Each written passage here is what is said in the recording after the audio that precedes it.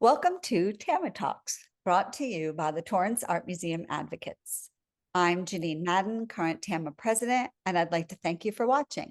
Today's talk will feature work currently on view at the TAM as part of the Sur Biennial Showcase. Founded in 2011, the Sur Biennial seeks to explore the complex notions of globalization and exchange that takes place in the ambiguous borderlands between Los Angeles and the broader South.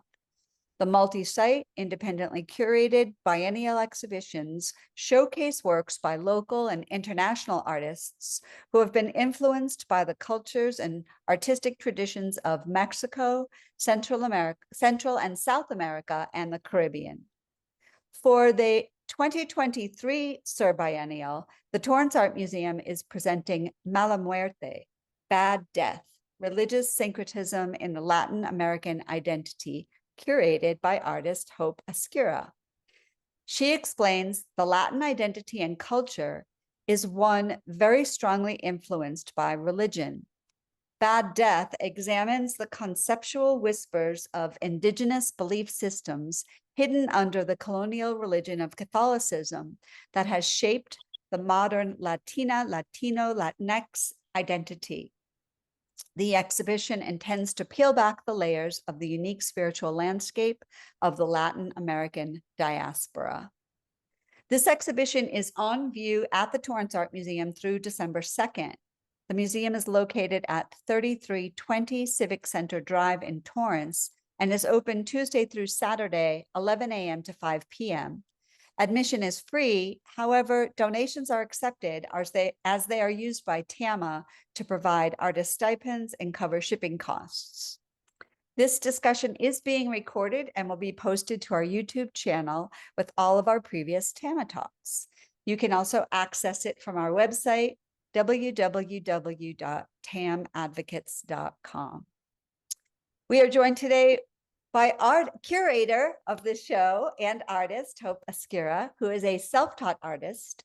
She recently had her work shown at, was it Trist and Nomad?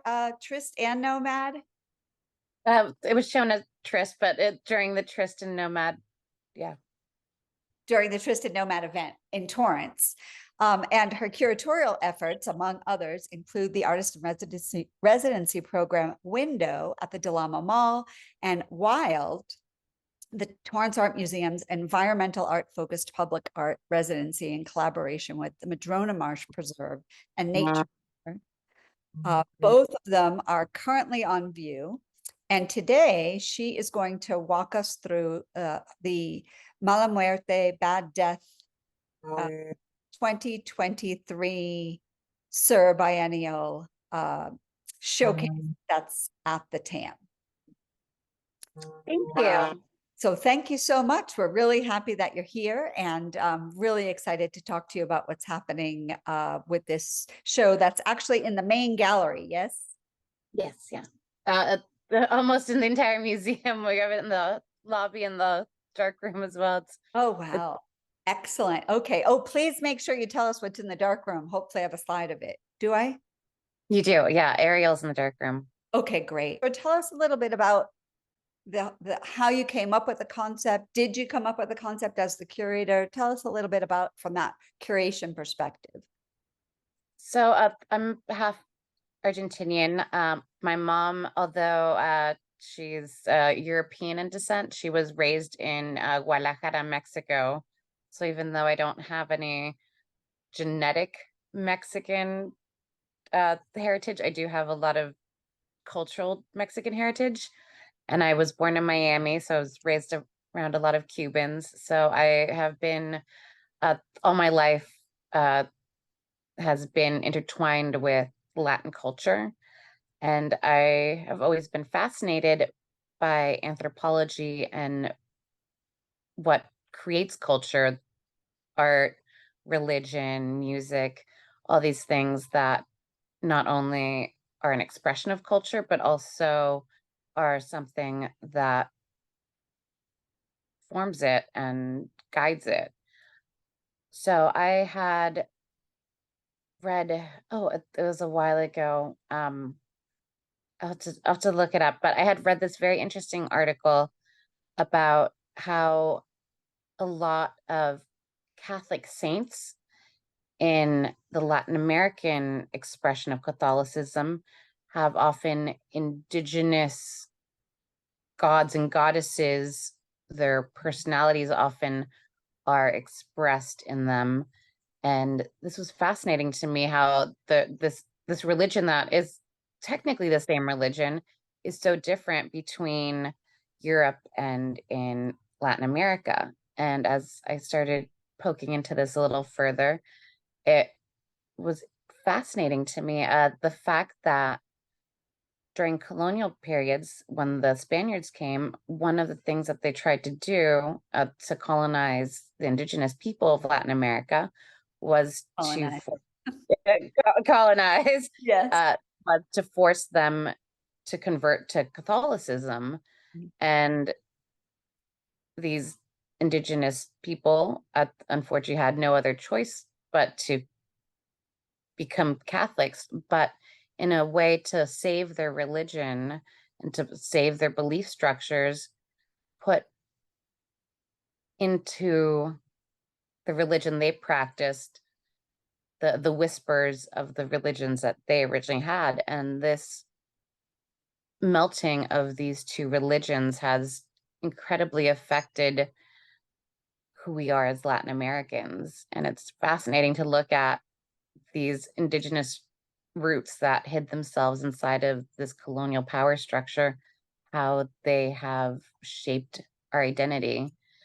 You look at Catholicism in Europe versus Latin America, and we have a lot of those very indigenous sort of these belief systems still present, like Dia de los Muertos, which is celebrated in Mexico, is very strongly rooted in Aztec beliefs in the afterlife, but it is practiced as a Catholic, a Catholic sort of Right.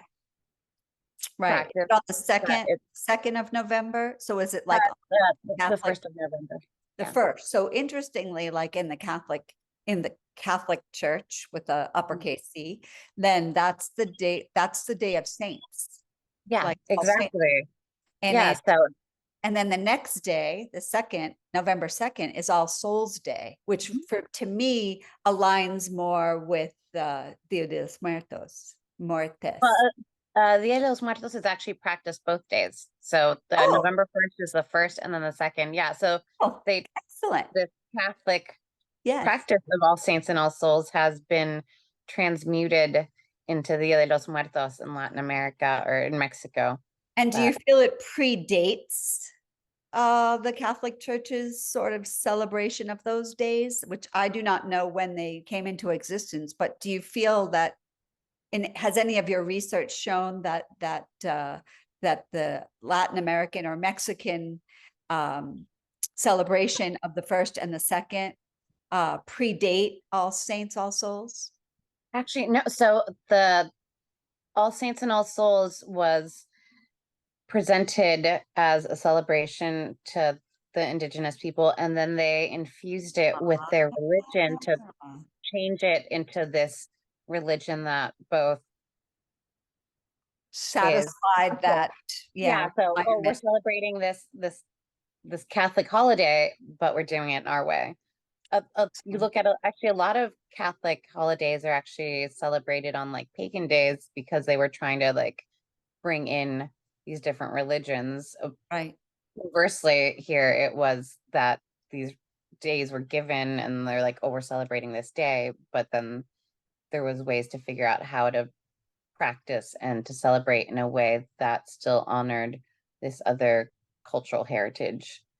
And I also think that the focus, and I may be wrong, and my understanding of the topic is very, very limited, only from a European Catholicism upbringing, is the emphasis seems to be more on the nativity in Latin America than on the Easter in the European, or than on the resurrection and the Easter, but I could be totally wrong. And I'm thinking maybe just like Los Posados? like the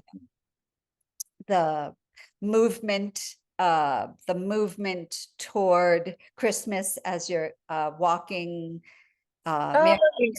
Yes, like they're Yeah, walking. And Christmas is huge. Yeah, like there's like right. Christmas is enormous in Latin Yes. America. Right. And I kind of feel like I feel like the focus sometimes in traditional Catholicism is really more on Easter, even though, and I also think what's very interesting to me, and I promise we will talk about the show, because it's so interesting, is I also think that the commercialization of Christmas in even just in the Catholic Church in the United States, that it's a force against which they seem to be fighting all the time. But I also feel that for some reason that Latin American celebration of Christmas doesn't seem so infiltrated by commercialism, and I'm not quite sure why. That's interesting. I definitely feel the same way. I would be interested to know what about it. Maybe it's just there's such an emphasis on family and getting together that it's kind of hard to. And there's also these like there's traditions of like making tamales and like Yes. it's about getting together, and you can't like if you bring store-bought tamales somewhere, like you'll be kicked out. So kind of hard Well, to it is that, commercialize it, yes. but And yeah. I also feel if we really were to dig down deep into it, I feel like oh, I'm going to get excommunicated for this, but I feel like it really transcends like the Latin American experience of celebrating these major Christian holidays. I feel like gets to the core of what they're really all about. And like you said, they're about family and they're about spending time together. And it's not necessarily about how many gifts are under the tree, or even if there is a tree. And so from that perspective, I just feel like it's almost as kind of like uh, two words I can't say to the Catholic Church to say, you forced us into this kind of way of worshiping God, but at the same time, we are going to really do so in a way that is heartfelt as opposed to just a show. Yeah, I do love the fact that family is so important at the core of a lot of like celebrations in Latin America, and I, that So is one thing that I cherish about my upbringing. yeah. So picking up on that, then tell us how you came up with the title. So going back to these, so I was looking at the show was again about these colonial power structures and survival of indigenous religions and Latin American identity. And so the title is referencing Mala Muerte, which is translated bad death, is referencing the the quote unquote death of this religion that happened because of the colonization of Latin America. But it's kind of a little tongue in cheek. Mala Muerte is also a Yeah. dive bar in certain circles. So if you speak Spanish and you know a little Spanish, you know I'm also referencing that like it's hidden and it's like tucked away and it's still surviving. So even though it attempted to be destroyed by the Spaniards when they came, it has survived inside of the the Spanish culture that was trying to destroy it.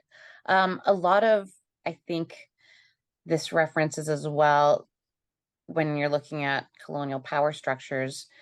It's also a lot of how the movement of ideas, the movement of people, but also the global south and the global north, and how the environmental crisis that we're creating is disproportionately hurting people in the global south, and that the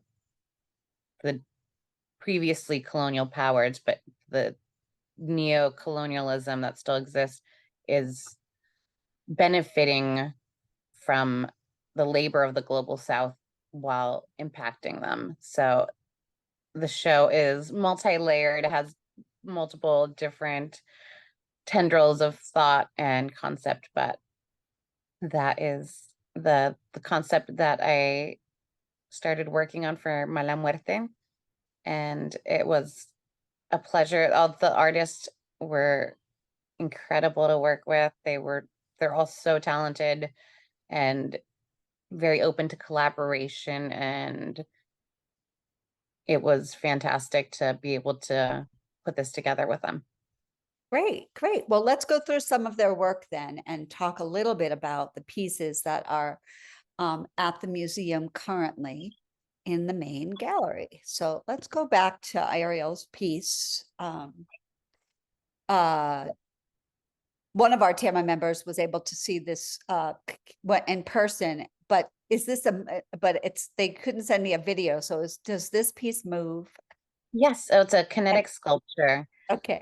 So Ariel Ozal, he is an Argentinian artist. He's currently getting his MFA at UCLA, and this work is called Una máquina que solo puede girar, which translates into English, a machine that can only turn. That is referencing the mechanism of the artwork, but as well as, so his work, when you see it in person, the kind of like house structure that's on top of it, it actually isn't secured down, so it wobbles as the artwork moves back and forth in that track. And then there's a little mechanism that pulls the artwork back and forth, which only turns. But it's also referencing the destabilizing forces of society, which I reappropriated to the destabilizing forces of colonialism and the colonial power structure for this particular show. It is really such a cool piece to see in person because there's as you can see, there's a light, and the light swings, and it's very dramatic. And it's a light. oh Okay. yeah, Can it's tell a if light it's a bell or a back light. and forth. Yeah, it's Okay. like it almost looks like a construction sort of light. And it swings back and forth as it moves on the track, and it clacks back and forth, and like there's like a very rhythmic sound to it as it falls back and forth. So the piece is fantastic and a great concept, and also excellent execution. Like the level of computer programming and just engineering that Ariel has is absolutely fantastic. And hopefully the piece survives this show that's slowly breaking down from all the impacts. This is the longest this piece has been running. So hopefully I'll make it to December 2nd. No, Ariel said that. And is that intentional? I mean, yeah, absolutely. Yeah. So Ariel, he said that if it does break, it's part of the show, and that he'll come and rebuild it, and that will be actually the artwork. Okay. So basically, not, okay. It falling apart isn't necessarily part of the message that the piece itself is trying to convey, or is it? I think a little bit of it. I think a little bit is that what he was saying with the forces of society that are destabilizing, that they sometimes break you down, but you have to put yourself back together. Very nice. Well, let's, like you said, fingers crossed that it lasts for a couple more weeks. Or who knows? It might be really cool to see it like. Right. I mean, at the end of the day, I think that when you do have a foundation that is so somewhat structurally unstable, then it really only is a matter of time before it doesn't, it's hard to keep it all together. Yeah. Okay, I have a couple of slides. Delilah's work. Delilah Montoya.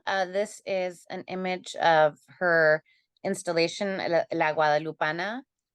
She is a photographer. I believe she's based out of Santa Fe, New Mexico right now. Okay. And she was at one point, I believe, out of Texas.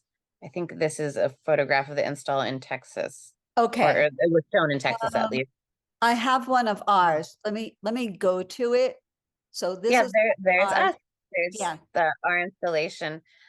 So Delilah did a series where she photographed the Virgen de Guadalupe tattoos on people that are in gangs and incarcerated. So she was looking at this dichotomy between what is sacred and what is profane, and also how this image of religion has been co-opted by a lot of gangs to represent their unity together. So it's really interesting. Fascinating. The gentleman photographed in the center of this piece, he was actually killed in his jail cell 5 days after this photograph was taken. Lila, also, one of the parts of this that I really love, at the base of the work, she has an ofrenda, or an altar, based on the Dia de los Muertos concept, and she invites the public to come put ofrendas, or offerings, and images of loved ones that have passed into the installation. So it's a piece of community art as well. And I think that's really beautiful to be able to create connections with people all over the world where this work has been presented, and to have people contribute images and little offerings of people that they love and care about that are no longer with us. I think I remember seeing this, that the TAM was inviting the public to contribute to it during on the first or the second, or maybe both days. The TAM is still having people. So we had a special Dia de los Muertos celebration where we sent out on Facebook and Instagram an invite for the public to drop off ofrendas, and we had some little pan dulce and cocoa, and Oh, nice. had marigolds to be placed on the altar. But if anybody who is watching this video before December 2nd and would like to contribute, you are more than welcome to. The piece is still up, and as long as it's up, the public is invited to contribute to it.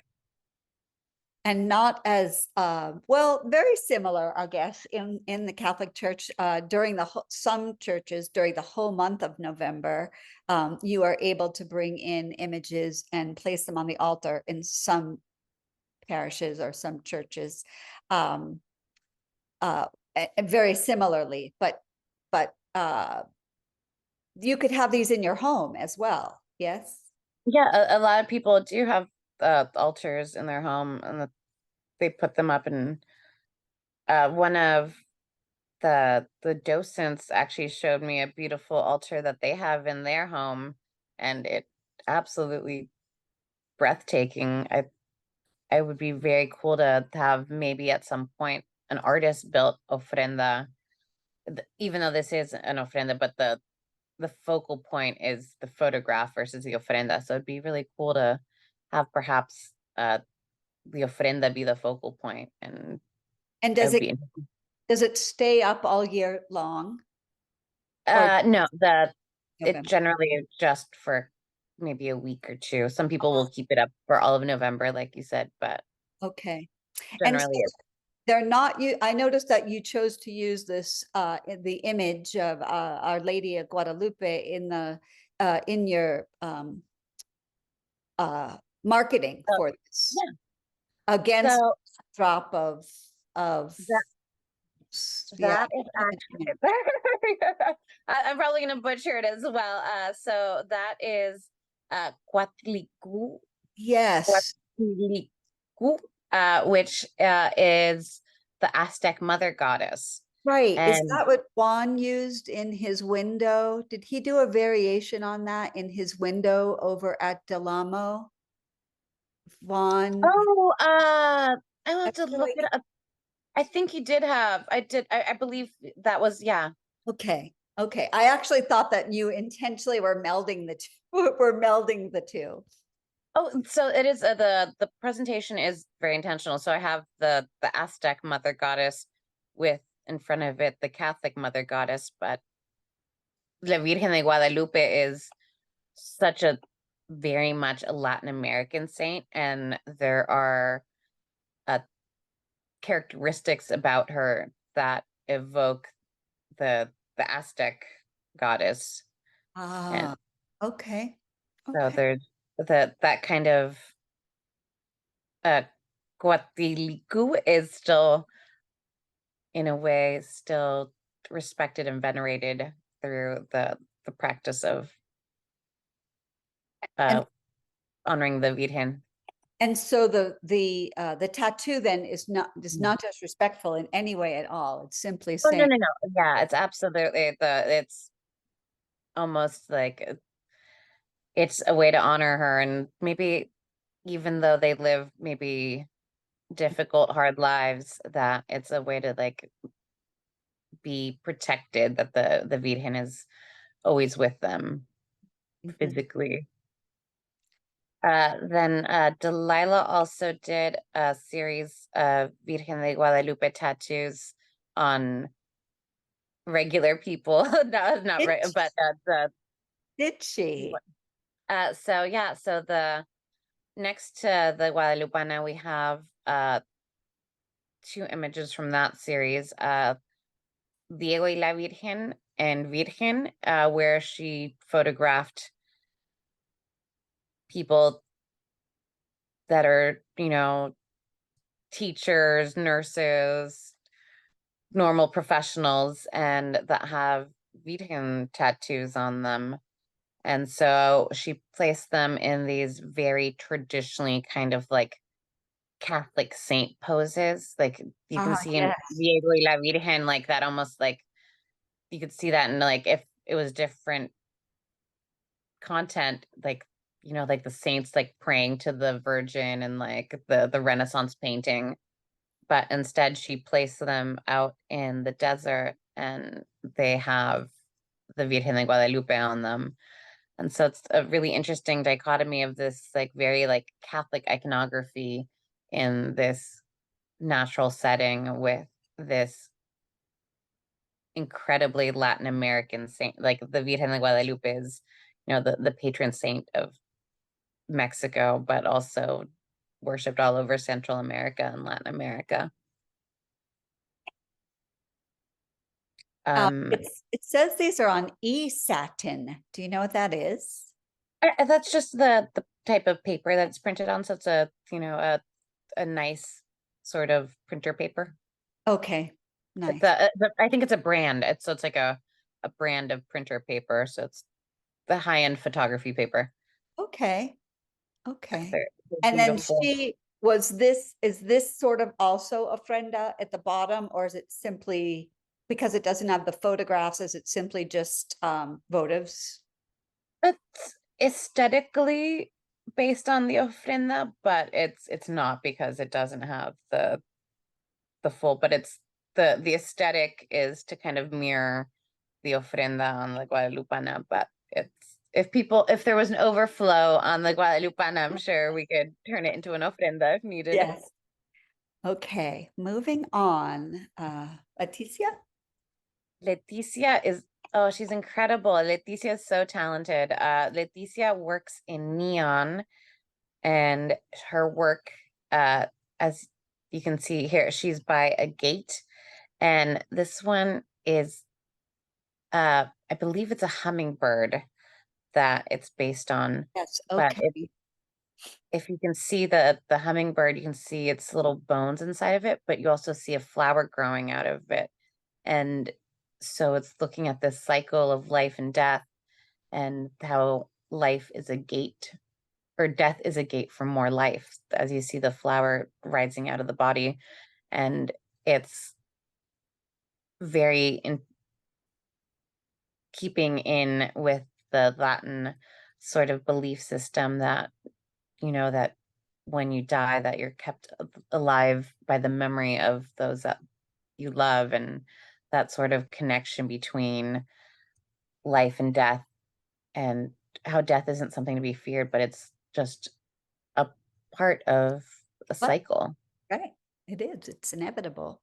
Um, did she paint the background? Yes, so Leticia did this beautiful installation. I have to see if I can pull up. So it was originally I had seen Let me see if I can pull up where she had done the original installation. She had done this incredible installation of I think it was at the Metro. Let me see, where is it? Oh, where are you, Leticia? Here we go. It was a public installation, Fig and Seventh in LA. Oh, nice. Okay. So Okay. she had done this beautiful installation of both El Conejo and Barrio Dolia at Fig and Seventh as a public installation that was absolutely gorgeous. And she honored us at the museum by recreating and enlarging the installation to also include a gate and the entire Three of them. back third of the That part too. museum. Yes. Conejo, Yeah, so I have that. Yes. oh yeah, isn't that beautiful? Yeah, she's Yes. so talented. And so this is neon. Yeah, so that's neon behind a plate of, I think it's mirrored. Yes, Uh it's silver yeah, mirrored, hand etched silver mirrored plexiglass. yeah, so she did a beautiful job. And there's also little mirrored chips in the wall that Ah, yes. Okay. Let me so you can see see. the night sky. That's the same piece, I think. Yeah, Yeah. that is it. Yeah. Wow. Amazing.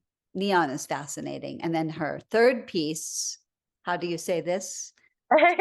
That actually, I believe actually that is English word, but I'm probably so Ah, I'm mispronouncing it. Periodolia, Pareidolia. periodolia, which Okay. is a term where you see faces in nature. Oh, like And anthropomorphism, kind of. yes, Yes. yeah. Okay. Wait, let me see. I think that's the. This is a large piece. I didn't realize how, and it's is it Oh yeah, suspended? huge. Yeah. Wow. Yeah, to see often faces in like in Yeah. nature. And so this is honoring her grandmother who had passed away and loved roses. And I can't quite see it, but it is arranged. It should show her the the profile of her grandmother's face if looked at in the correct angle. I was just gonna So say maybe the way we're seeing it, but yeah. what an amazing skill set too, just Oh, because she's so you're talented. And so this is in a way an ofrenda to her grandmother and connecting Mm, her to her grandmother, but also the viewer to people that they love and lost. And also circling back to the concept of the, colonial power structure that when the Spaniards came, they kind of tried to disconnect the indigenous from nature and from the land, and that love of nature and that connection to nature has still survived within the way that yeah. these things are practiced. So It's like that. It's like a struggle between hopeful and hopelessness. Like the situation that they're focused with, they're presented with seems so hopeless, but they are able to find hope in it. So, absolutely, yeah. and here's what it looks like in the gallery, a couple of different perspectives. So this piece, yes, so it's suspended and the backdrop of these two are connected. And so did she just paint this right on the TAM wall? Yeah, so that was painted directly on the wall. Wow. Yeah, it's so like she is so talented. It's I great. love site specific. I love work that's done specifically in a site specific installation. That's why I kind of love studio systems. I love the idea that it's being created right there. It's sort of exactly what you're doing with Wild. I mean, it's happening right there and you're witnessing it as opposed to, and no offense, but as opposed to just bringing in your piece that's on canvas and hanging it. I feel like there's something to be said for these kind of installations where they're going to vary from each place. They're going to be different every time because you're painting, it's hard to recreate that exactly each and every time you move it from place to place. Every time it's different. Yeah. Yeah. Kind of like a record, like when you play a record, when you play it, the grooves change. So every time you play that music, it's going to be different. Exactly. Well, stupendous, beautiful piece. So Yeah. now, Oh, oh yeah. Oh, Luciana's so talented. And as you mentioned, that there's a TAMA talk with her. So I will definitely check that out. And I yeah, recommend I anybody have who to, is I'll get it watching this up who hasn't today. seen it, uh, Fascinating, go watch it. fascinating. So talented, so intelligent. And the piece is fantastic. It's one of a lot of the work in this show I is so much better in person because it is so immersive. Like if Yes. you stand close to this, you're inside of the work almost.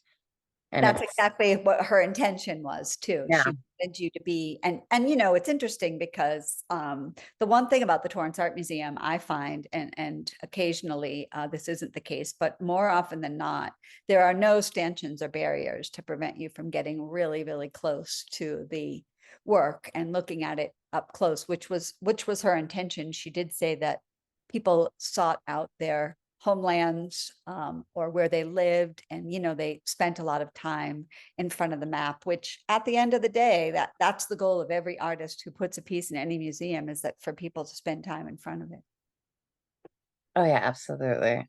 So this work, um, Luciana did a lot about I believe climate change and the movement of people, and which still holds very true for this show, but also I reappropriated some of those concepts. So took that conceptual structure and changed it a little bit to think about how these movements of people and ideas have shaped the identity of the Latin American culture and the Latin American diaspora, how these power structures that exist on global scale has created the culture that we appreciate and has shaped us.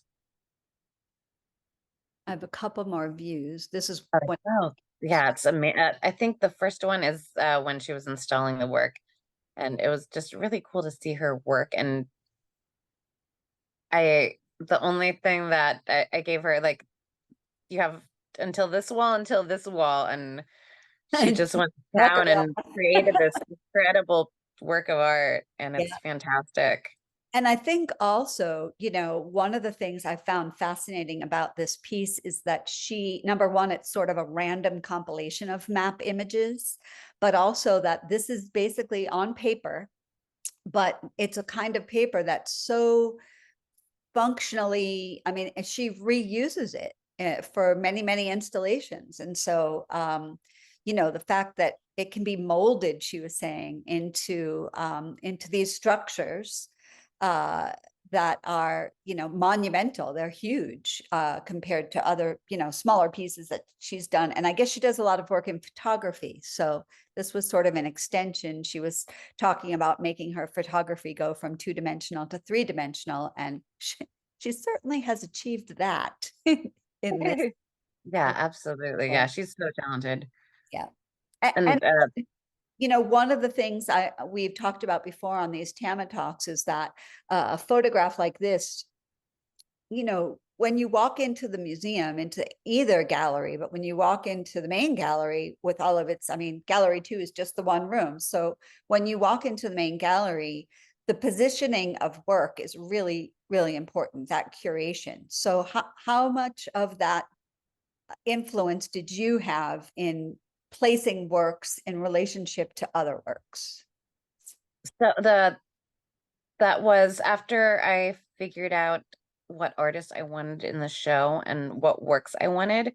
I then placed them based on where I thought they would present the best and where the dialogue would be the most powerful with other works.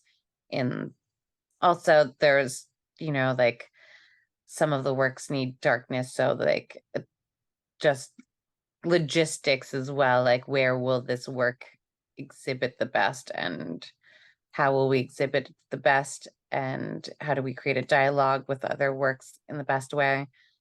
I and I know people laugh. I use Canva, so I do Oh, like good. Yeah. I use Canva, and I like have a diagram of the Mhm. space, and then I place works in the space and try to, conceptualize how it's going to look. Well, I'm sure artists like Luciana appreciate that because it would not be fun for you to come afterward and say, I think we're going to move this. So I don't think you can move that. It's there. That's where it's going to be. exactly. So yes, impressive beyond belief. So cool. All right. So moving on, this Micha. Micha Cardenas, they are a professor at Santa Cruz, and they do a lot of work in augmented reality. And so this work is a video projected on the wall, but there's also interactive augmented reality. So there's a tablet that the public can then pick up and interact with this AI that Micha and their team designed for this project. This video and the concept is around this dystopian future where a climate crisis has caused a collapse, and how this Latin American identifying AI reacts to this. So to program this AI in this augmented reality, Micha used all these different cultural markers of the Latin American identity to create this program. And it was really interesting to what makes us us? What are the markers of who we are as a people and our culture? And to put that into a program is really interesting. Plus, it's really cool. Like when you pick up the tablet, you can look not only at the video, but you can look around the space, and the space is transformed. And a lot of work was put into this piece, I'm sure, and it's really fascinating to see. Again, you have to go in person because to like grab the tablet and to see like how the space. This work is presented across from Timo's work, and one of the docents was looking at the tablet, and these streams of like plants, this like sea of plants started flowing out of Timo's work, which was really cool. Like it was just so cool to see it interact with the other work, and it was beautiful. Yeah, that augmented reality, I think two things. One is when you were talking about putting the markers in for the creation of that AI, how accurate it is based on what markers you're putting in and how specific they are. But also a bit, I don't know if stereotypical is the right word, but that's one of the issues I think that they're having with AI is that it does. Huge issue. There's this bias that the Right, programmer bias that is a big issue with AI right now. right. And I think that the work is also a commentary on that as well. Mhm, mhm. Okay. I love this next piece. Oh, Marcus is so talented. He is, and he's such a sweetheart too. So this is by Marcus Masaki Rodriguez, and he is a Japanese and Mexican American artist. And this work is about his father, who is his Latin American side. And as you can see in the image, there's not much detail to him. And so he's talking about this culture that he belongs to, but he doesn't feel fully connected to because his father left when he was younger. So it's part of who he is, but he also feels a disconnection from it. And I then placed it again into the power structure and the colonial forces, how the Catholicism from Europe is part of who we are as Latin Americans, but it's also not fully present here as well. And that it, quote unquote, left us when we were younger. It's work that's very personal, and I'm glad that he was able to share it with us. And I think what threw me were these two pieces. Oh, those are actually part of Ariel's piece. So those are two images of Ariel. So he took down the structure that's on top of the mechanism on the bottom, and he Yes. put a bar stool on it and stood on it and turned the machine on. And so that's he himself being thrown from the machine as it Ah, gathers. okay, okay. Because I was like, wait a minute. Those are images of the artist.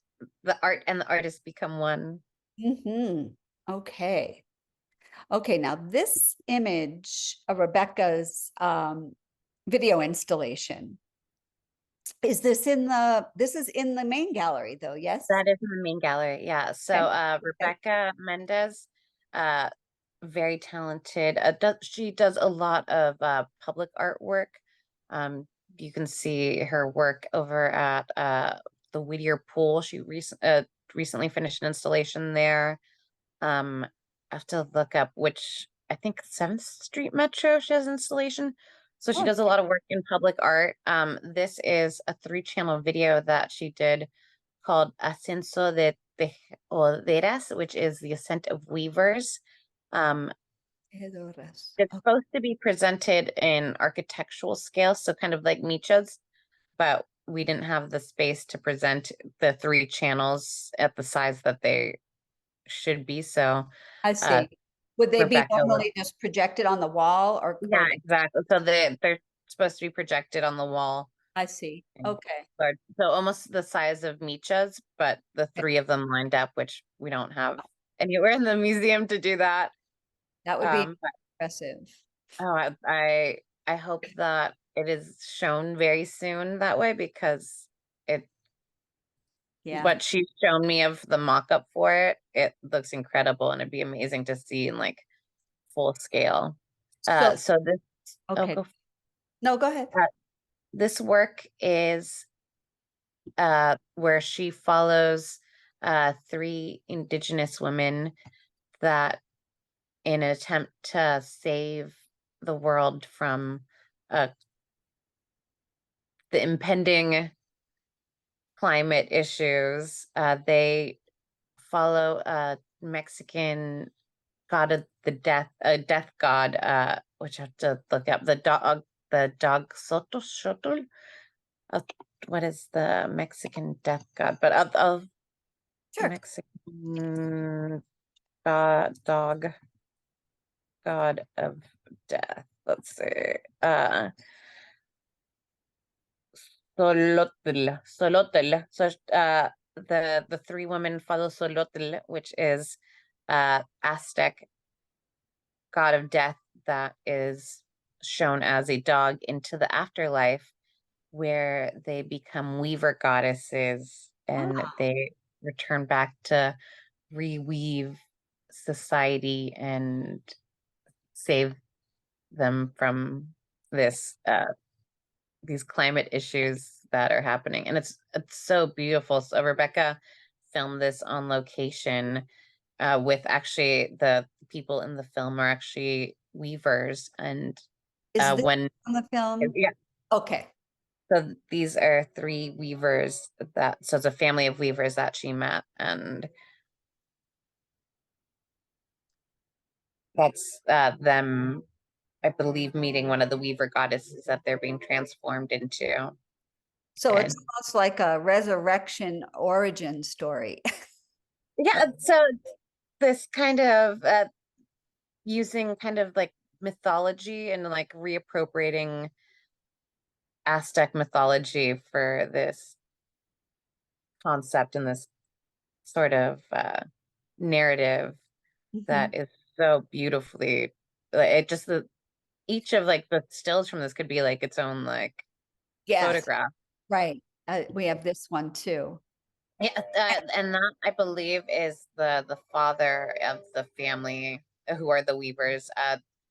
When Rebecca showed me the installation that she wants to do with the big architectural style projections, Yes. we have the family has woven these long strips of cloth that she would like hung in the space, so there would be, had it been projected on the wall, there would have been hanging these strips of cloth with stones from I think it was Oaxaca. Let me see if I can look up where Scent of Weavers was filmed. It would be wonderful to see this as it was intended somewhere. Oh no, like I wish we had the space, like, and Yeah, I know I we will could do be that in line one wall when. projection, but three might be tricky. Like I'm trying to visualize the space and there's always something, either doorway or, Yeah, there's it's just or drop. Yeah. Even in gallery too, and obviously the dark room's too small. So yeah, so it I'll is never from take down Oaxaca. Daryl's work, but that's the only other place I could think of. That's the longest wall would be the hallway wall. Yeah, there's just not room in TAM to do it. It's like you would have like, and even so, like, I thinking of local museums, I have a hard time figuring where. I think Right. maybe it's like the Broad maybe has a space where it could be shown how it's intended.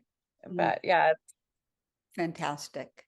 yeah, Unless you it's did it maybe on Luciana was showing me a video that I'm hoping it was a video projection of a waterfall that she did on a building in down. oh yeah, that was so cool. That was beautiful. So you may be able to do this like on a large expanse of a building, a horizontal building. Oh yeah, that would be cool. I'll pass that on to Rebecca. Yeah, that Yeah. would be awesome just to be presented on a building. Yeah. Yeah, very cool. Very cool. But was there audio with it as well? I see Yes, this. there's beautiful audio. Yeah. Nice, The nice. And it looks like it's about 30 minutes, 31 minutes or so. So I want to say, yeah, it's about 31 minutes. So we have a bench set I there. was just So going to say, yeah, great. yeah, so it's absolutely beautiful and worth sitting down for the entire loop because it is gorgeous, and the soundscape that was produced for it is fantastic. Yeah, Great. it was very And well done. the last Um, pieces oh, go ahead. Did you want to oh add no, something? no, I was just about to say that. Yeah, So the last pieces are Timo. yeah, so Timo Faller is an artist that is uh, represented by Sebastian Gladstone here in LA. And he is incredibly talented, as you can see from these photos. His work is stained glass. So or the majority of his work is in stained glass. And he takes this very traditional, like Catholic sort of art form that you think of like stained glass windows in Catholic churches.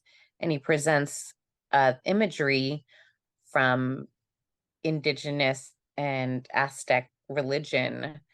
Um, you can see in the one that's closest to us right here, the Templo Mayor, and it's the snake god Quetzalcoatl, I believe is. I might be butchering again but you have these mythologies, these Aztec mythologies presented in this very traditionally Catholic art form. And I think it's a Yes, the shape really of the beautiful. window. Yes. Okay. The shape of the shape of the glass. Is that what you mean by traditional Catholic art form? Like Oh yeah, that because so actual. he's like the stained glass is was started as or used primarily in church windows. And Mhm. so when you think of stained glass, often you think of like Catholic churches. And so you have this art form that has grown and been nurtured by Catholic artisans to present a narrative that it was trying to suppress. And it's interesting to blend the two together, and it's presented very beautifully by Timo. Um, I will Yeah. have to. So the first one is the we have the Quetzalcoatl over El Templo Mayor, and then the second one is a deer god, which I believe is Is it Mazatl. uh, Mazatl. yes. Yeah. I know. And Yeah, I feel terrible. Like I'm probably butchering all these names. I need So it's one. your God in I believe Nahuatl. So Okay. it's I absolutely beautiful, and he connects both his indigenous roots and his Spanish roots in these works. Yeah, so that is the show, the Mala Muerte, Bad Death, and it runs until December 2nd. Um, again, it's like it really should be seen in person for those who haven't already seen it, because so much of the work is immersive, and just like Leticia's, like if you look at it from the right angle, you'll see her grandmother's face, and Luciana's where you can like exist inside of it, and like all of it, it's just so Yeah. beautiful and deserves to be seen in person.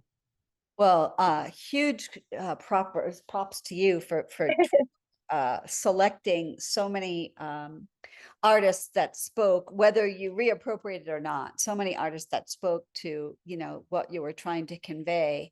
Um, uh, Tell me just briefly a little bit about some of the other. So this is a multi-site. Sur Biennial is a multi-site um, exhibition. Is it just in Los Angeles, or does it expand out of the county?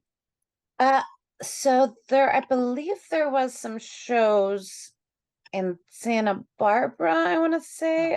Let me look up the list right now. Yeah, so there's Santa Barbara. Um, I think there was some Oxnard, sometimes San Diego. So it's Southern California. Okay. So the Sur Biennial is every 2 years in Southern California. It was a project started by one of the professors at Cerritos College, actually. It was actually, I think it was Cerritos College in Rio Hondo. So it was a collaborative um, project that was developed by them in 2011. And it invites different cultural institutions throughout Southern California, and I think sometimes even Tijuana, to present works and projects that address I Latin was American culture and identity. And I was going to ask, does it seep past the border? I don't think this one, I don't think, let me look at the list. I don't see any on this list, but in past years it has. And the reason So, why I ask too is I think that it would be very interesting from an artist perspective to see the flip, right? Like, oh yeah, absolutely. Yeah. yeah. It'd be So really awesome to have like maybe an exchange for like have yeah, some like cultural institutions from like Tijuana and Rosarito come present work here, and then have yeah. some cultural institutions from here go present work there. Yes, or even just have them coexist, Oh yeah, yeah, absolutely. have it Yeah. to have it happen down there. But yes, I agree. I mean, I think one of the things about the Torrance Art Museum that's extraordinary is the amount of international work that is brought in, and international artists, and even projects like Trist and Nomad, where the focus, I think, was Trist more the international art Oh fair. yeah. Trist was international, national, and local alternative art spaces, art collectives, and indie art galleries. Mhm. And then Nomad was Southern California based artists. And I understand it's going to happen again next year. So that's something to look forward to. And yeah, fantastic job in curating this. It was just a beautiful melding of artists and their work, and particularly the way it worked in the space with all of its limitations for a few pieces there. But I think that what you were trying to convey, and I, unfortunately, being far away, didn't get to see it in person, and I think it's going to close by the time we get to California. But definitely encourage folks to get out and see it. And and you said it's in the hallway and in the dark room? Yeah, so Marcus's is in the lobby, and then Ariel's is in the dark room. Oh, okay. Yeah. Okay. So All right. Ariel's is presented in the dark room, Marcus is in the lobby, and then we have all of the main gallery is Mala Muerte, Bad Death. Okay. So this is in the dark. Oh, yeah. Oh yeah, yeah. Okay. So that's in the dark room. Okay. Mhm. Which is when you go in the front door and you're looking at the information desk, it's right to your left. Yes, yeah. Yeah. So a beautiful transformation of that space, which to my understanding was previously a closet. And now, uh, I think Max got the great idea to kind of, turn that into some of the films that are shown in there are extraordinary. And to be honest, I don't recall there ever being a piece in there. And that's why I got confused, because I thought one of the video pieces would be in the dark room, but this is actually a great piece to be in there, particularly in its fragile Yeah, it needs stage. to be in its own space, but also because of the light. So Yeah. having it darkened there allows it to be shown properly as well. All right. Well, I'm going to bring up our last slide here, and thank you so much. I really appreciate you taking the time to meet and discuss the work that's in the main gallery. Like we said, it's on view through December 2nd. And as you pointed out, and as Luciana pointed out, it is actually every single TAMA talk that we do really just gives the viewer a bit of background information. They are never really intended to take the place of seeing them in person.